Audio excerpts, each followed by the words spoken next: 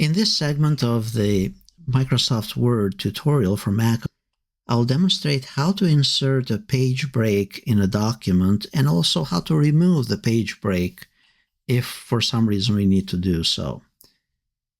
Typically, the page breaks are used or necessary when you want certain content at the top of a page. No matter how the formatting changes in the document, you want a certain segment to always start at the top of the page. So in our case, we have here design principles. Let's say we want this at the top of the page. Of course, we could hit enter a few times and that'll move it to the next page. However, if you go and change the formatting or add content to the previous page, it's going to push things down. And the solution for always making sure that, let's say, design principles, it's always at the top of the page is by using the page break function.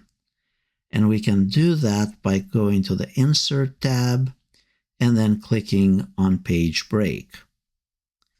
At this point, notice that even if we entered more text in here, and I'm going to copy a bunch of stuff, notice once the text jumped to the next page down, it left again the blank space and the design principles. It's now completely at the top of the next available page. What about if for some reason you need to remove that and it gets a little bit tedious to do that, but here is how you remove a page break in Word.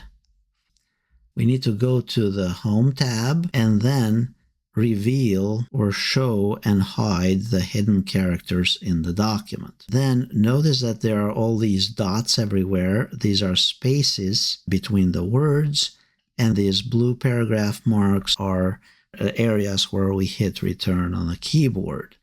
And then if we go further up, notice that there is this option for page break.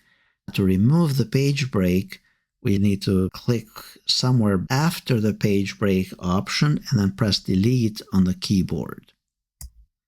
And now notice that the content shifted from the top of the previous page to this current page.